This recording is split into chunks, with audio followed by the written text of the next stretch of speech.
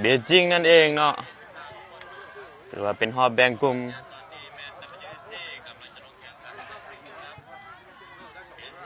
ผู้ใดที่เข้ามาชมมาเชียร์คอยกดไลค์กดแชร์ออกไปเนาะเจ้าเพื่อเป็นกำลังใจให้น้องๆแบบWGนะครับตัวแทนหนึ่งเดียวจาก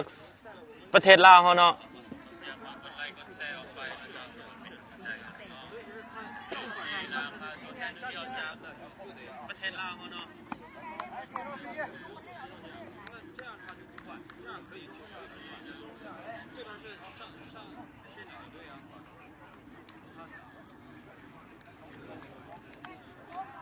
ขอบใจสำหรับคอมเมนต์ต่างๆเนาะที่ให้กำลังใจน้องๆ WG นะคะตัวแทนหนึ่งเดียวจากสปปลาวเนาะจากประเทศลาวนั่นเอง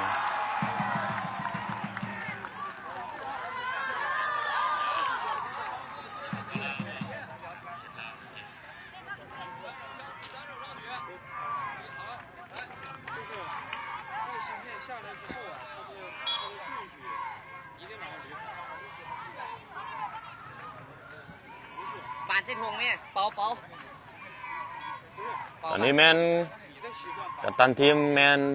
เบลเกตเนาะหรือว่าอนุชักวิรกุลนั่นเองเนาะหมายเลข10กัปตันทีมของ WG นะคะ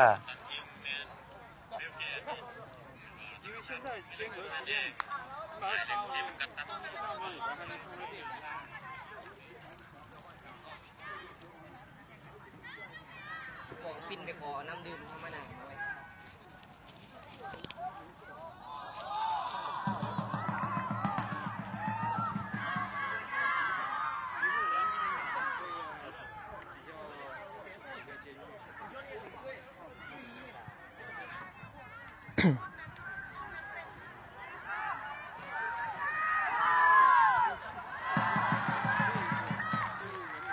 สวัสดีท่านผู้ชมอีกทีนึงเนาะ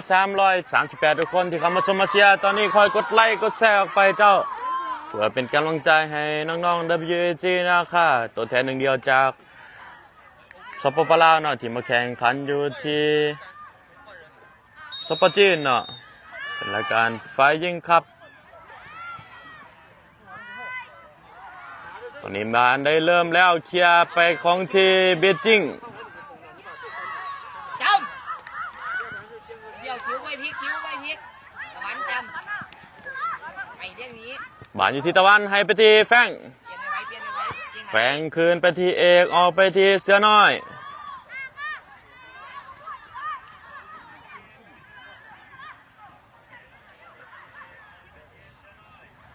บ้านคิว15ยังเก็บได้อยู่ให้มาที่เบลเกตลูกนี้ดูเดียว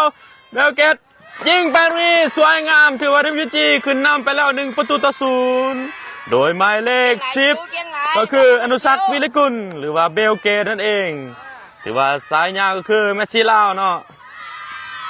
เองหลายคิ้วเห็นว่าเฮียนเลี้ยงบานตลอดนี้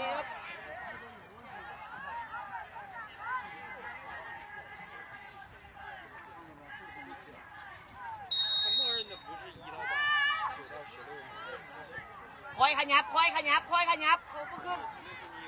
ตอนนี้เป็นบานเริ่ม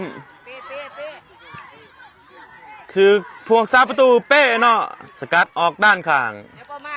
สวัสดีท่านผู้ชมอีกเท่านึงเนาะ400คนผู้ใดที่เข้ามาชมมาเชียร์คอยกดไลค์กดแชร์ออกไปนะเจ้าเพื่อเป็นกำลังใจให้น้องๆ WG นะคะตัวแทนหนึ่งเดียวจากสปปลาวที่มาแข่งขันอยู่ที่สปจีนั่นเองตอนนี้แมนบานในลูกทุ่มของ WG โดยเสือน้อยทุ่มให้ไปที่คิว15อย่างบ่ทันเนาะแฟงเก็บบานได้ลูกนี้ให้มาที่คิว5คอร์สเข้าไปลูกนี้โอ้เป็นบานออกข้างเนาะถือว่าเป็นลูกตั้งเตะของเบจิงเฮ้ยเบลบ่ถอยเบลอยู่เลยนะครับเบจิงยาวขึ้นมาบานยังที่คิว5ยังเก็บบานได้แฝงขึ้นมาที่ตะวันมาที่เบลเกตลูกนี้10ขาไปอย่างหมดติดกูตะสูเนาะบ่ถอยบังเอาเอก เป็นบานออกข้างของเบจิงได้บานทุ่มหรือว่าบานโยนเนาะ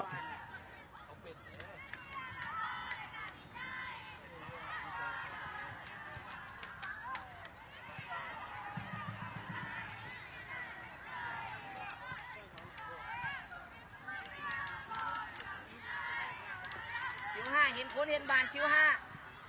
โบฟาวเด้อบ านอยู่ที่เบจิงขอดเข้ามาตรงนี้ติดแฟง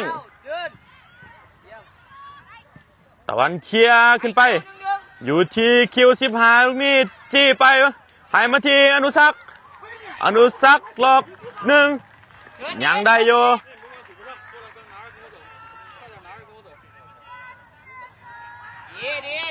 เป็นบานโยนของเบจิงติดให้ขาดเลยแม่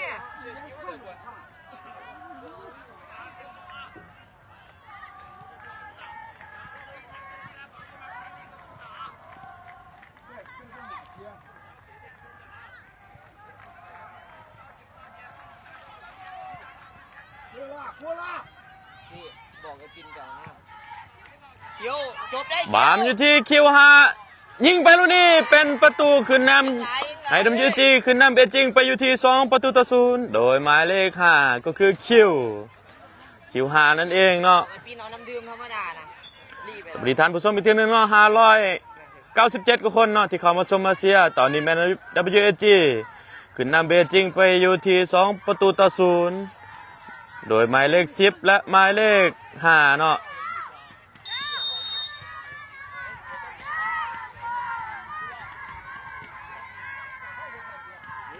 เชียวจำเบล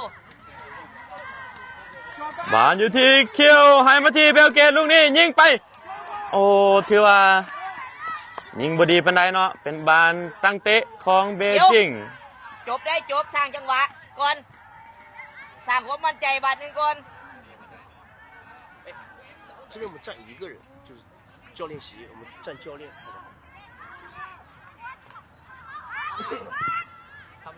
ขอโทษนะเจ้าตอนนี้แมนยืนได้แค่คนเดียวนอกนั้นห้ามยืน对，就站一个人，对，ยืนได้แค่คนเดียว坐下来，นั่งลง可以吗？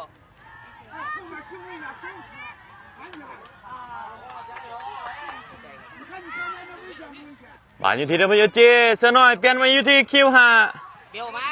5ก็ลากขึ้นไปรีให้ไปที่คิว15ยังติดคู่ต่อสู้เนาะบามอยู่ที่เอกขึ้นไปที่ตะวันเปลี่ยนออกไปที่เสือน้อยเปลี่ยนให้แม่ที่เอกลูกนี้แทงเข้าในไปที่คิว15ยังติดคู่ต่อสู้อยู่บานแทงไปลูกนี้เข้ามือผู้รักษาประตูเป้เนาะเปลินซันให้ไปที่เอกให้ไปที่เสือน้อยเปิดติดคู่ต่อสู้ทุ่มไหมเสือทุ่มไหมค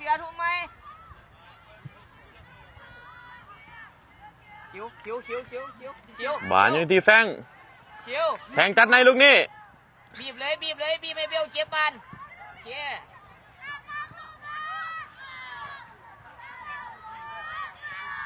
กูได้ตังไหมเอก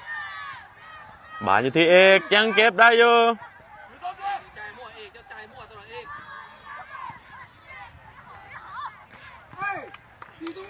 แฟนยังเก็บบอลได้ให้ไปที่คิวลูกนี้บานอยู่ที่คิว15กระซากไปลูกนี้ผ่านให้ไปที่อนุสักคนเดียวจะจ่อยิงคืนไปอีกแล้วถือว่า WG ขึ้นนำไปอยู่ที่3-0โดยหมายเลข10ก็คืออนุสักวิรกุลหรือว่าเบียลเกตเนาะสายยามเมสซี่ลาวนั่นเองนี่เนาะถือว่านี่มันกัปตันทีมเนาะของ WG หมายเลข10ก็คือเบียลเกตเนาะ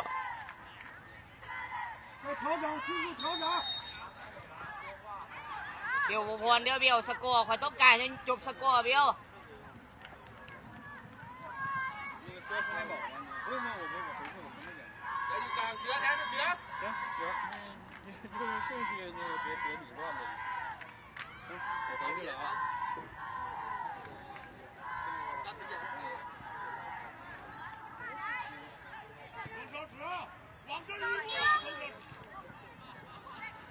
บานอยู่ที่แฟงไปที่เอกไปที่เสือน้อยเปลี่ยนแกนให้มาที่คิว5ลูกนี่กระซากไปวิดบอ กรรมการว่าเป็นบ้านฝ้าวเนาะ แฟง10 บาท เป็นบ้านได้ฝ้าวของเมจิ้ง 10 บาทรอเขาก่อน สวัสดีท่านผู้ชมอีกเทื่อนึงเนาะ715คนที่เข้ามาชมมาเชียร์ตอนนี้แมนอบิจีขึ้นนำไปแล้วอยู่ที่3-0ทิ้งแม่ตะวันทิ้งคุณแม่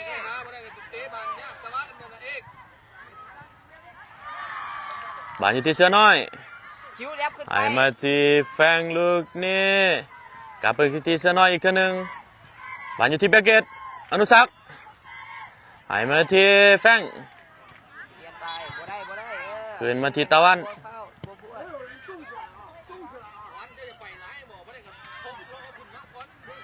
เสือต่ำก่อน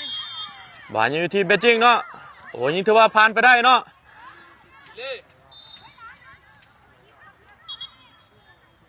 เอกบุฟ้าวเอกเสือตั้งไหม เสือน้อยโยนขึ้นมาที่ แลบขึ้นไป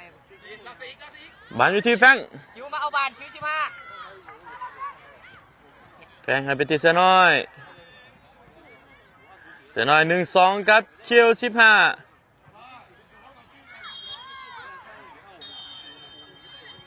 หายไปที่อนุสักษ์ลูกนี้ แฟงมาแล้วเบลบัวฟาวเด้อคนเดียวตะวันบัวถอยแม่ บ้านยังเป็นของเบจิงคลองอยู่ ตะวันบังเอาทันแล้วตะวันก็ทันแล้วดีเลยบ่ให้เตือนตะวัน เดี๋ยวเบจิงยังทันอยู่คอดเข้าไปลูกนี่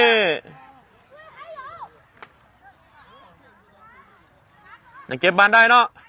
เปิดเข้ามาเข้ามือพวง3ประตูเป้ยาวขึ้นไปที่คิว15ลูกนี่1-1 ไปก่อน ตบเข้าไปวันนี้ผ่านให้ปอยิงเองเนาะถือว่าขึ้นนำไปอยู่ที่4-0โดยหมายเลข12เนาะคิว ดึงไหนเป๊ะ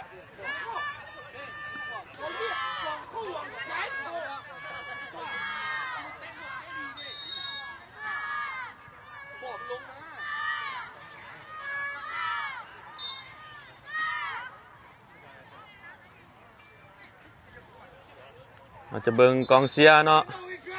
ก็คือยูเก้านั่นเองเนาะที่นางทาเตะตอนแรกนั่นเอง สวัสดีท่านผู้ชมอีกท่านหนึ่งเนาะ712คนตอนนี้แมนวิจี WAG ขึ้นนำเบจิงไปอยู่ที่4-0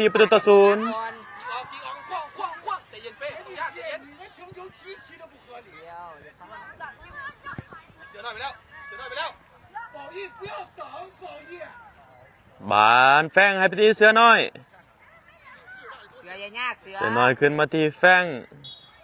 มัน1-2เบลมัน1-2 แฟงเปลี่ยนมาที่คิว5ลูกนี้ควายลูกนี้สวยงามเนาะเบลเกตให้ไปที่คิว15โอ้ถือว่ายิงข้ามข้านไปเนาะ เห็นว่าเบลจะมาตรงเลนจะมาเอาบาน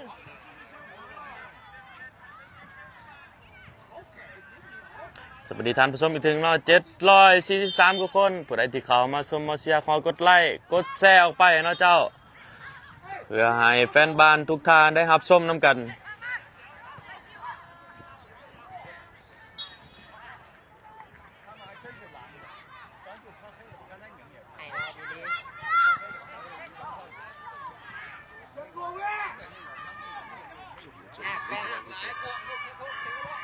เสือจะต้องนั่งเลยเสือ เพิ่นยังไปไล่สูตรอยู่ข้างนี่มันบอกมันไล่เจ้ายืนเนี่ยน่ะ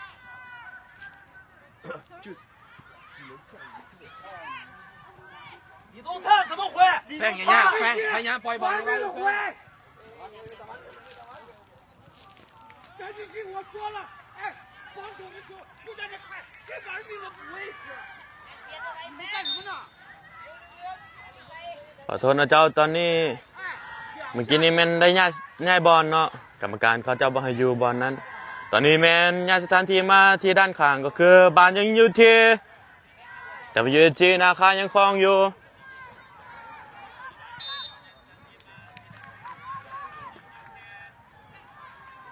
ยังอยู่ที่แฟงไลน์ไปที่อนุสักษ์ยังบ่ถึงเนาะ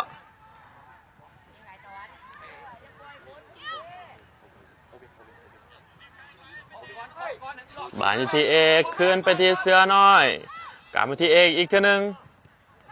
หายมาที่แฟงถือบาร์บีจีคล้องบ้านเนาะตอนนี้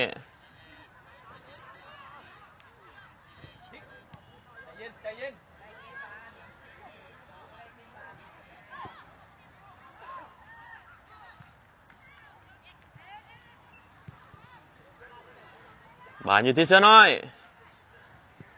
เสือน้อยเปิดมาด้านข้างให้มาที่คิวหายังซิงกันบอยวิทเนาะแต่ว่าบานเป็นลูกโยนของ WAG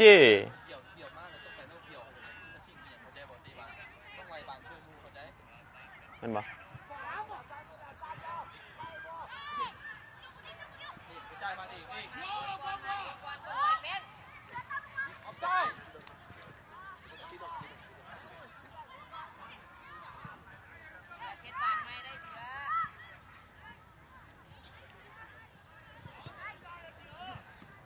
บานยังที่คิวห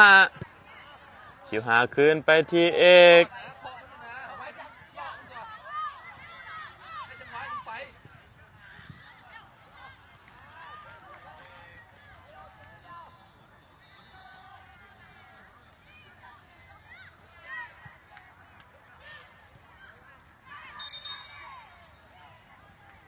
กรรมการว่าเป็นบานฟาวล์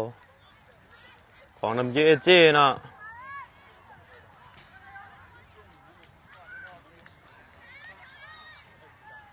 สวัสดีท่านผู้ชมอีกเทื่อหนึ่ง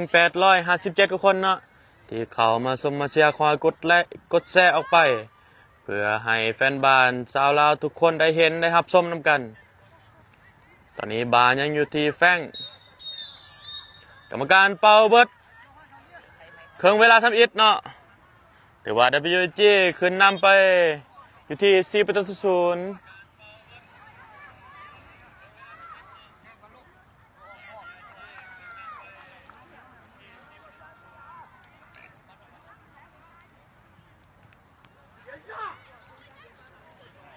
ตอนนี้แมนเบิร์ด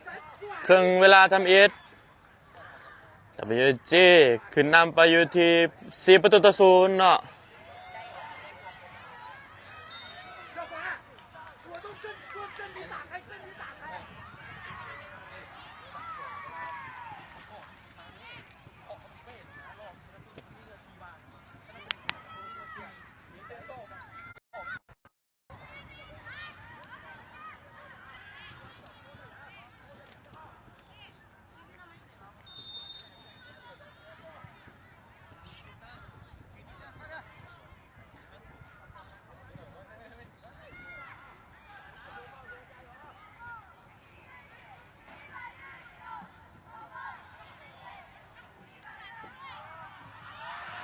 ขอบใจสำหรับคอมเมนต์ต่างๆเนาะที่ส่งกำลังใจมาเชียร์น้องๆใน WAG นะคะตัวแทนหนึ่งเดียวจากสปป.ลาวนั่นเองเนาะที่มาแข่งขันอยู่ที่เมืองปักกิ่งซึ่งเป็นรายการไฟยิงคัพเนาะรุ่นอายุบ่เกิน11 ปีระหว่าง WAG นะคะพบกับเบจิงเนาะซึ่งเป็นคันวันชาติของสปป.จีนนั่นเอง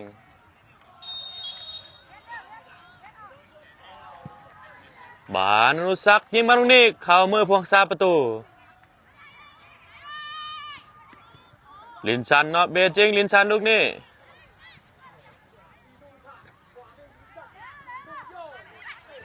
บานแฟงยังเก็บมันได้แฟงหลอกวิทย์คนที่1คนที่2ยิงเข้าไปตรงนี้ถือว่าติดคุตสูบานเป็นลูกเต็มมุมเนาะ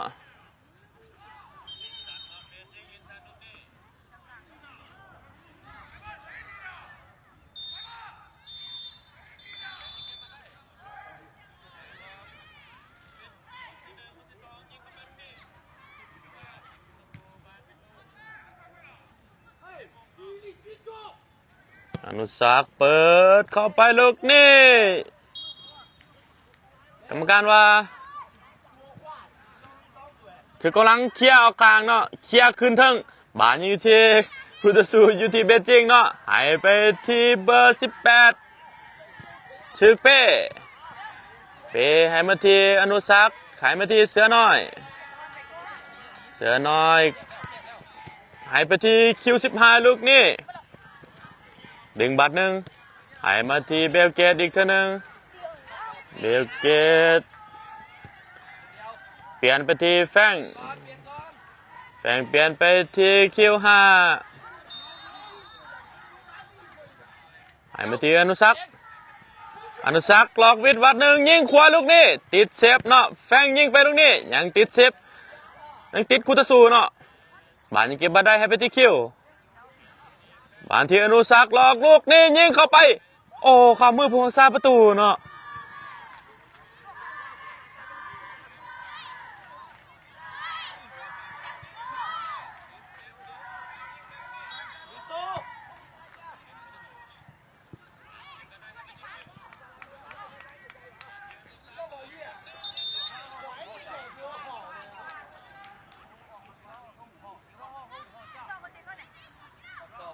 WAG มีการเปลี่ยนตัวผู้เล่น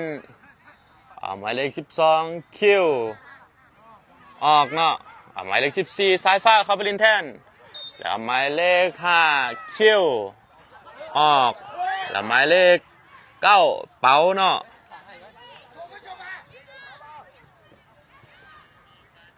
บานมาอยู่ที่หมายเลข5ของเบจิง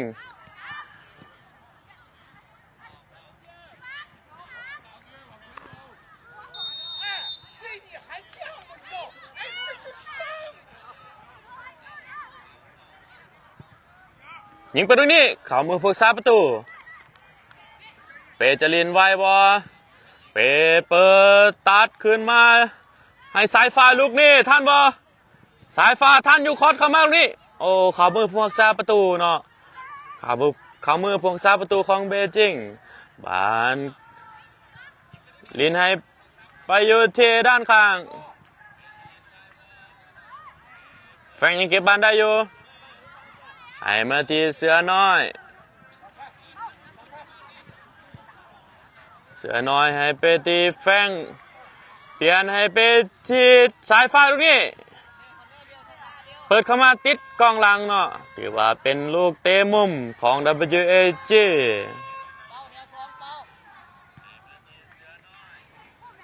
โดยไ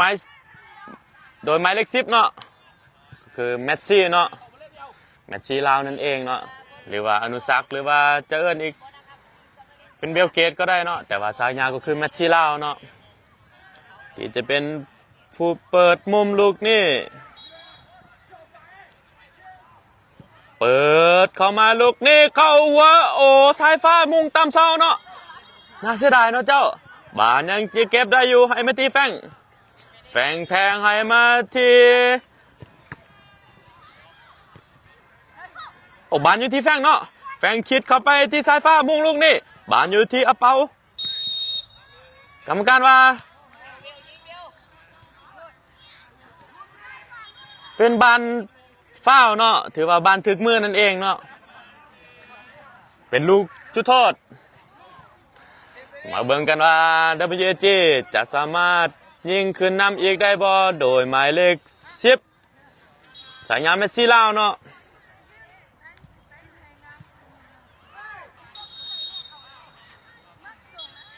เมสซี่แลนเข้าไปยิงลูกนี้โอ้เข้าไปอย่างสวยงามเนาะถือว่าเข้าสามเหลี่ยมมาเบิ่งท่าดีใจของเพิ่นเนาะนี่เมสซี่เนาะ ถือว่าตอนนี้แมนWAGขึ้นนำเบจิงไปอยู่ที่5-0โดยหมายเลข10อีกเท่านึงก็คืออนุสักวิรกุลเนาะ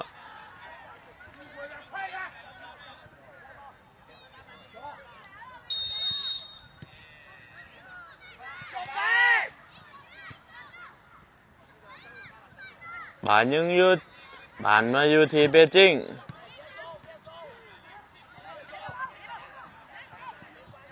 เป่าให้มาที่เมสซี่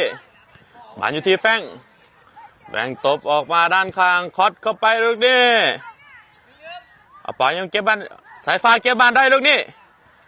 ดึงบานหนึ่งกรรมการว่าเป็นบานของ WAG ได้บานโยนเนาะ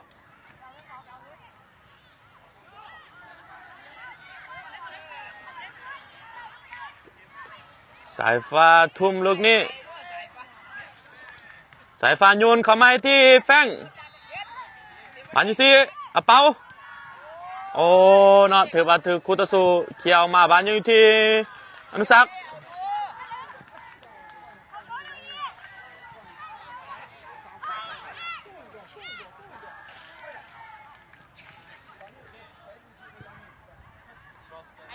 บานยังเป็นคน BAG โดยอยู่ที่สายฟ้าโอ้สายฟ้าวิทย์ผู้หนึ่งแต่ผู้วิทย์คุตสูผู้ที่สองเนาะถือว่าบานเป็นลูกโยนของเบจิงเนาะ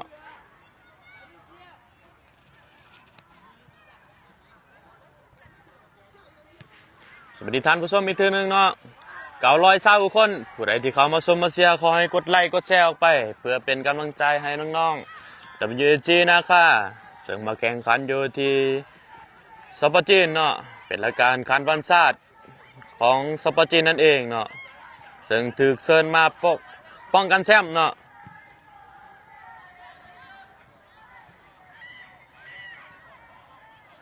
บานกลับมาอยู่ที่กรรมการว่าเป็นบานฟาวล์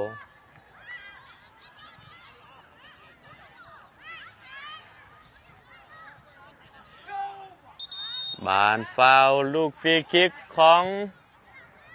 เบจิงแต่WAGมีการเปลี่ยนตัวอีกผู้หนึ่งเนาะก็คือเอาหมายเลข3เข้าโฟกัสเนาะเขาไปเล่นแทนเชื้อน้อยบานยิงเข้าไปลูกนี้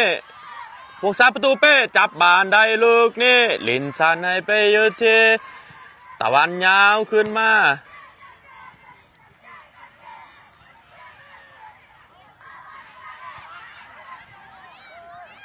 บานเข้ามือพวกซาประตูเปเตตัดขึ้นมาที่อนุสักยังบ่ถึงเนาะบานอยู่ที่อาเปาให้มาที่โฟกัสให้ไปที่แฟงลากขึ้นมาบานอยู่ที่อาเปา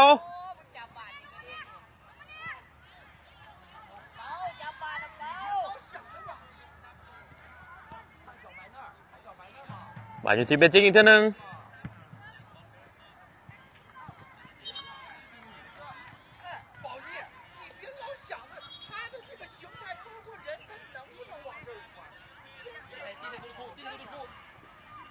บานอยู่ที่โฟกัสลูกนี้แหลกแหวกวิด1วิด2วิด3ยังได้อยู่โฟกัสให้ไปที่สายฟ้าโอ้คอดบ่งามปานใดเนาะถือว่าคอดออกด้านหลังไปเนาะสวัสดีท่านผู้ชมอีกทีนึงเนาะ826กว่าคนที่เข้ามาชมมาเชียร์ขอให้กดไลค์กดแชร์ออกไปด้วยเจ้าเพื่อเป็นกำลังใจให้น้องๆ WAG นะคะซึ่งมาแข่งขันอยู่ที่สปจีนนั่นเองซึ่งถึกเชิญมาเนาะให้มาป้องกันแชมป์เพราะว่า WAG เฮาได้แชมป์ขันวันชาติเขาปีกายนี่เนาะซึ่งในปีนี้ได้ถึกเชิญมาเนาะให้มาปกป้องแชมป์นั่นเองบานกลับไปอยู่ที่เป้นะครับของ WAG ให้มาที่เอกมาที่โฟกัสแทงด้านในลูกนี้ยังติดคุตสู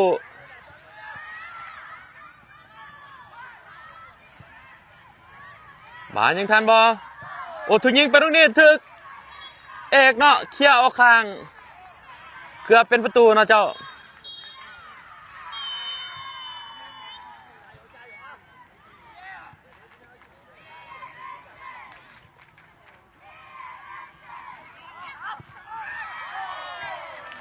โอ้ยิงไปลูกนี้เกือบเป็นประตูอีกเทื่อหนึ่งเนาะ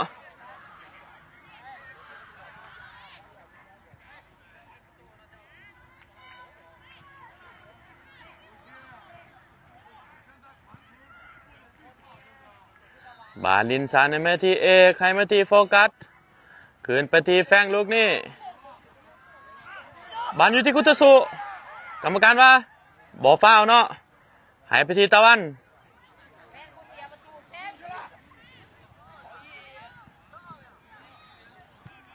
บานเป็นลูกโยนของ WAG หายมาที่เอกเป้เคลียร์ขึ้นมา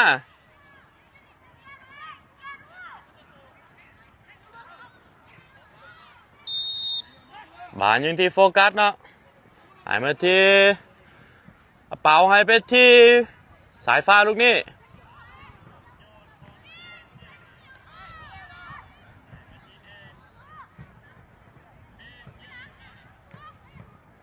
บานติดอยู่ที่แฟง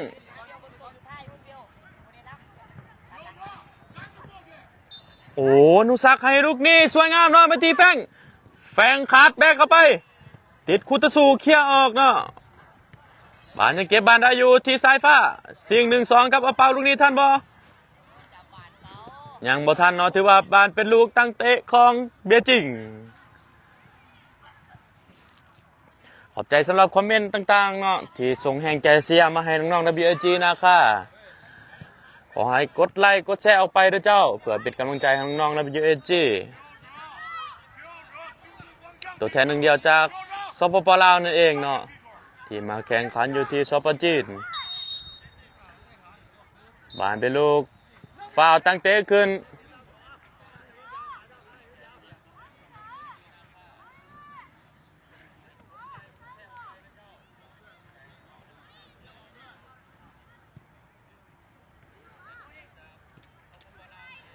บานมาที่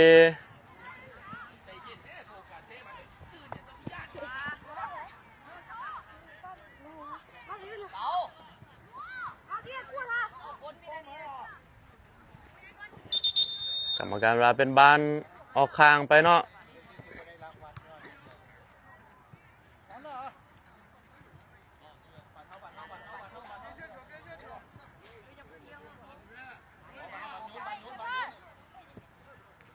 บานเป็นลูกโยนของ WAG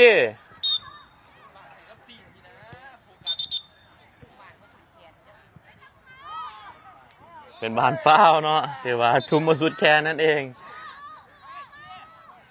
บานเป็นลูกทุ่มของเบจิงอีกตัวหนึ่งบานตะวันดีดมาให้เทอนุสาห์กรรมการเป่าผิดจบเวลาไปแต่ว่า WAG เก็บ3 แต้มไปได้เนาะถือว่าชนะเบจิงไปอยู่ที่5-0นั่นเอง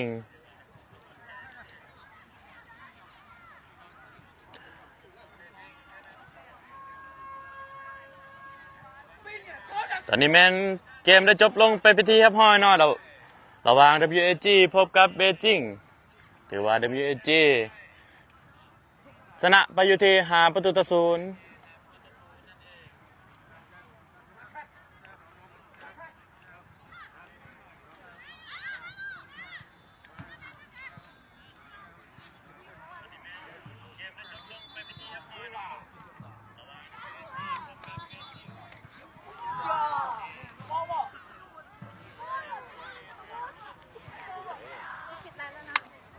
เดี๋ยว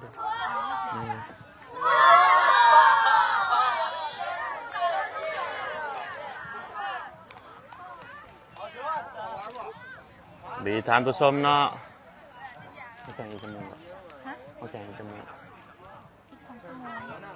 ตอนนี้กี่โมงละ10 โมงนะเดี๋ยวแจ้งไปอีก10 โมงสวัสดีท่านผู้ชมเนาะอย่าลืมมาชมอีกเท่านึงเนาะถือว่าเราจะมีการแข่งขันอีกนัดหนึ่งก็คือนัด10 โมงนั่นเองเนาะฉะนั้นอย่าลืมมาชมมาเชียร์เนาะ10 โมงของเวลาจีนเนาะฉะนั้นเป็นเวลาเราก็คือ9 โมงนั่นเองเนาะเจ้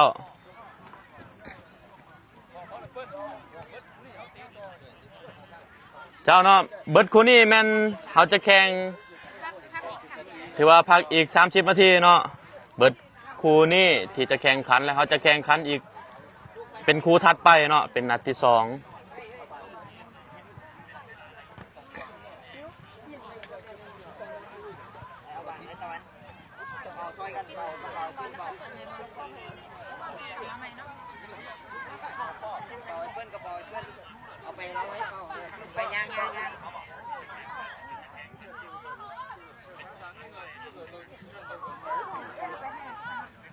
เบลอันนี้แมนกับ ตันทีมของ WAG เนาะก็คือเบลเกตหรือว่าอนุสักนั่นเองเนาะยิงจากลูกยิงจากลูกยิง3ลูกเนาะถือว่าแฮตทริกเนาะแม่นบ่ยิงไปอยู่ที่3ประตูนัดแรกเนาะถือว่าแหกมานไปก็คือยิงไปคนเดียวอยู่ที่3ประตูแมตช์ที่ลาวเนาะ50ชนะ50เจ้าเนาะฉะนั้นอย่าลืมเนาะเราจะมีแข่งขันอีกแมตช์ที่2ในเวลาอีก30นาทีนั่นเองเนาะคือว่าเบิดคู่นี้คู่ที่จะแข่งนี่เราจะแข่งขันเป็นคู่ถัดไปเนาะฉะนั้นฝากชมฝากเชียร์อีกเทื่อนึงตอนนี้แม่นข้าพเจ้าจะขอจบไล่ไปก่อนอย่าลืมฝากชมฝากเชียร์อีกอย่าลืมฝากชมฝากเชียร์อีก30 นาทีแล้วเรามาพบกันใหม่ขอขอบใจเจ้าเนาะข้าพเจ้าจะขอจบไล่ไปก่อนขอกล่าวคำว่าสบายดีเนาะ